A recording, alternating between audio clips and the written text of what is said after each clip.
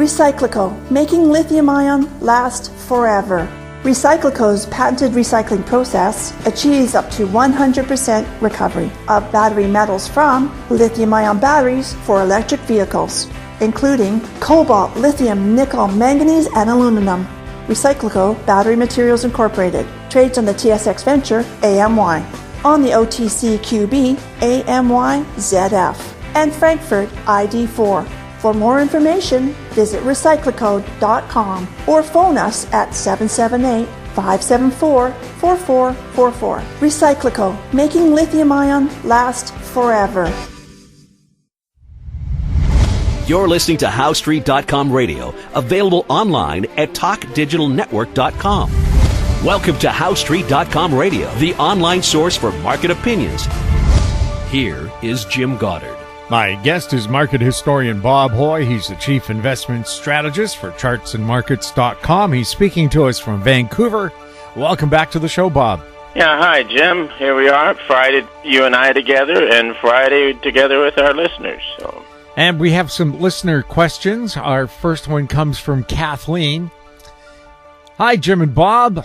Market Watch headline, recession, who cares? Deutsche Bank shares, Goldman's bullish stocks view as banks split on downturn. This reminds me of the great Peggy Lee song, Is That All There Is?, in which she tells of watching her childhood home burn down and saying to her father, is that all there is? Yeah, so, listen, let's talk about that song, because I remember the title, but I never paid attention to the words. So with the question, I did look up the lyrics. Oh, it's bitter. I enjoyed the song, but I didn't tune in on the words. Yeah, I'm bad at song lyrics too. I'm good at making them up because I can't remember them, even when I've written the song myself. Now, she goes on to say, so recessions, deficits, liquidity problems, and wacko economic policies don't matter, so who cares? So the markets, like life, always march forward. Bob, should we tune out the looming recession and join Peggy Lee in singing Break Out the Booze and Have a Ball? Is that all there is? Why worry about a silly recession as the Fed always provides plenty of booze? I would think that would be liquidity. To keep the party going, but somehow I feel the house this time is about to burn down to the ground and it's time to get out. Bob, should we say bold to recession fears or be running like bears to the fire exits? God, Kathleen, I'm going to get you to write some stuff for our publications. You're really good. Yeah, it is crazy out there, but then you have an intense belief at the peak of a great speculation that it's going to continue. And I'm just looking here, doing the research in 2007. And there'd been a long series of interest rates going up. And then in that summer, the discussion became that, well, the Fed would cut. And then on September the 4th, the head guy at Harris Bank Trust thing said that there was no problem, don't worry, because here's what he said: lowering interest rates will certainly help the stock market. There is no question about it. That was on September 4th, 2007, and interest rates had peaked earlier, like Treasury bills, and were heading down. And that's the sign. And we've done a couple of charts here, that interest rates go up in the boom and down in the bust. And you get the fastest drop in interest rates, like T-bills, at the worst parts of the stock market. And here's this guy who was, high up in the business, and he's got this article of faith. So this is where we are. So our work just goes to, are there technical excesses? And we wrote about this a couple of months ago, and it would be nice to conclude this market up maybe around mid-year sometime, and with a good surge, a good speculative surge. Well, we're getting that. We're getting technical readings that are saying, hey, this is as good as it gets. So then the next question is is how does it roll over? And the next question is, when are financial difficulties usually discovered?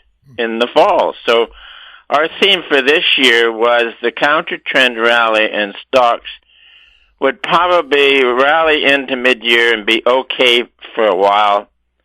Okay is not a very good return considering the risks. And then after August, this was all roll over. And in the last week, Treasury bill rate has come down a little. And not enough to write home about, but it looks like it could be changing. So, yeah, it's very popular out. A rising market is very popular. And at the peak of a major cyclical bull market is when the public comes in. And from what I read in different articles, the public really is in. So I think that some problems will more than likely be discovered after August. Now, Bob, being a very eagle-eyed person, you've seen the problems, possible problems with the market. I recall doing a 2007 interview with Garth Turner, the former revenue minister, and a guest on the show sometimes, and he told me Canada's already in recession except for Vancouver high tech, the Fraser Valley real estate, in the Alberta oil patch. The rest of the country is already in the dumpster. My editor refused to run that interview because he said the stock market's at an all-time high. How could bad times be ahead? However, John Strait, my weekend editor, said, Jim, I'll take that interview. And Good Garth stuff. was right. So, yeah, just because the stock market looks happy, it's like the duck, looks very calm above the water and the feet are churning like crazy. Our second question from Michael is kind of also an editorial, so we'll wade into it a bit here. From Michael. Hello, Jim and Bob. The CNN Fear Greed Index is again in the extreme greed zone. The German DAX reached new all-time highs, even though Germany has been in recession for 2 quarters. Industrial production is declining. The NASDAQ is skyrocketing. Some pundits predicting new all-time highs in a matter of days. I thought that the markets are supposed to decline as the Fed reduces liquidity. The Fed maintains it can drain liquidity from the markets to reduce inflation, but they can't even drain the swamp in Washington. Despite the fact the Fed's raising rates, there still seems to be a lot of gambling liquidity out there. Bob, I'm confused. Where is the overdue crash that everyone has been talking about earlier in the year? Yeah, well, crashes don't happen when everybody's talking about them, and as we've mentioned, the sentiment figures are very bullish. We've got the big surge in, there's about 6 huge stocks out there that are really providing the leadership, and they've gone bonkers on the upside, and then even now on the NASDAQ 100, we're getting technical excesses on that. So we're getting, technical excesses at about the time that we thought the good times for this year would run into around mid-year, and we're getting that. So, but we want to emphasize that the yield curve has inverted, and I've got the charts on the yield curve in the U.S. back to 1857. And every inversion has been followed by a recession. And then there's an addition to that, is that if the action as the curve inverts in the credit markets gets intense, the more intense it is, the more severe the recession. And I've joked that, this is a 3/4 intensity, so it's going to be, a severe bear market and contraction once it all rolls over. Now, there's further on the question. Finally, from Michael, a paranormal question, as he calls it. The more tyrannical Justin Trudeau gets, the more he resembles Fidel Castro. Do you think he has been possessed by the spirit of the late Castro? Oh, there's irony in that one, and I think that is indeed the case. Anyways, from either figure, either Pierre Elliott Trudeau, or Castro, Trudeau Jr. is full authoritarian Marxist, and the World Economic Forum has got him as a puppet in Ottawa. And if you watch the House during question period, Polyev is very effective as the opposition leader in bearing down on the hardships ordinary Canadians are suffering with soaring costs and groceries and rents and all that sort of stuff. And then Trudeau goes and is out to, yet again, raise the carbon tax in the face of rising costs. So he's not acting on behalf of the Canadian electorate. He is there as a puppet of the World Economic Forum. And an acquaintance of mine for now 35 years, David Morrison, has been a civil servant, but as part of his career, he was a director of the World Economic Forum in Geneva some years ago. And for the last 5 years or so, he has been a special advisor in the Prime Minister's office, advising the Prime Minister, and this is why you get the constant global warming stuff out of Trudeau when the Parliament should be looking after the various distresses that society are suffering now. So, yeah, there's some very bad stuff going on with Trudeau in Ottawa. Well, it doesn't matter how much Canada does about carbon. We only produce 2% or less of the world greenhouse gases. So even if Canada shut down totally, all the carbon taxes in the world aren't going to affect anything globally. Nope. Yeah. Not at all. Yeah. So let's take a look. Also, farmers are asking to be exempted from the carbon tax because they're trying to keep the cost of food down. Oh, then Trudeau also, from the WEF, goes on about nitrogen. Now, for 1,000 years, farmers have known that you have to refresh the soil in agriculture, and this is why 1,000 years ago they went into crop rotation, where they would grow clover or legumes or something and then alternate.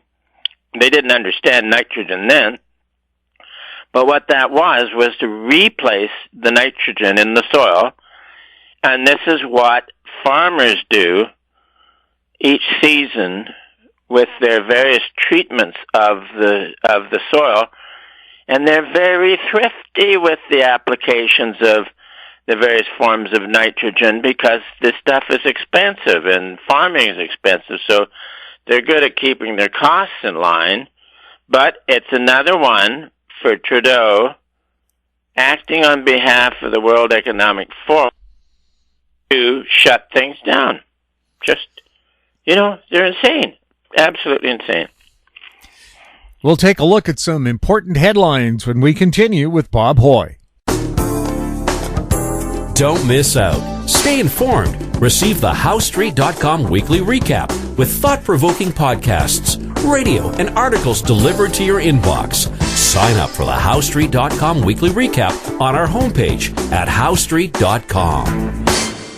Welcome back. We're speaking with Bob Hoye. Some of the headlines that caught your attention. U.S. consumers facing a crushing debt problem. I think that applies in Canada as well. Oh, it does indeed. Yep. Well, what does that tell us about what's happening with the economy? You got to use your credit card to buy groceries, essentials? Typical squeeze at the end of a big boom. San Francisco Mall turned over to lender as downtown struggles. There have been 2 office towers where the owners just walked away. Yeah. Yeah. No, and this one is worth dwelling on because, I think it was 2006, Jim Grant, the Grant's Interest Rate Advisor, did a study on real estate in Manhattan and the Excelsior Life Building, and following 1929. Once the boom is over and you go into the long contraction, the equity holders go broke, and the mortgage lenders at the time go broke as well, and it went on until the 1950s. So it's unavoidable, and it'll be lengthy. From the Financial Times, U.S. junk loan defaults surge as higher interest rates start to bite. Yep, that's another classic, isn't it? Yeah. And what's the story there, Bob? Well, interest rates go up and the costs go up, and then they can't cover their debt. And then later on, the credit rating agencies get interested in these things and start doing downgrades. It happens. From the Wall Street Journal headline, renters are about to get the upper hand. Yeah, the actual people renting may run into better deals as the landlords have an excess supply. And also, they might be desperate to get any kind of cash flow at all. Oh, yeah, that's part of the thing. Yep. European Central Bank urges banks in Russia to leave quickly. Yeah, that's an interesting one. All right, get your operations out of Russia. I would agree. Alarm bells ring as local investors cool on South Africa's debt. Yep, it's everywhere, isn't it? Now let's do the top one. Yes, and that one caught my eye because I have a cup of chocolate after I go swimming. Chocolate is about to get more expensive as cocoa prices soar to 7-year highs. No, there you go. When you're in a boom, eventually every commodity will get bid up to where it starts to choke off consumption. And then, of course, the rising price prompts an expansion of production and supply, and then it's all over. So, we've had headlines like that last November on lithium. You remember lithium? And last summer there was going to be shortages of everything for everywhere, and then prices came down. So it's been a fascinating time. Bob, a great chat, and we'll chat with you in a week. Next week for sure, Jim, and have a good weekend yourself. My guest has been market historian Bob Hoye. He's the chief investment strategist for chartsandmarkets.com. If you have any questions for Bob, you can send them to info@housestreet.com. Find us on Twitter @HoweStreet. We're also on Facebook. I'm Jim Goddard. Thank you for listening. Comments made on HoweStreet.com radio are an expression of opinion only and should not be construed in any matter whatsoever as recommendations to buy or sell any financial instrument at any time. Available online at TalkDigitalNetwork.com. HoweStreet.com radio is a production of Howe Street Media Incorporated.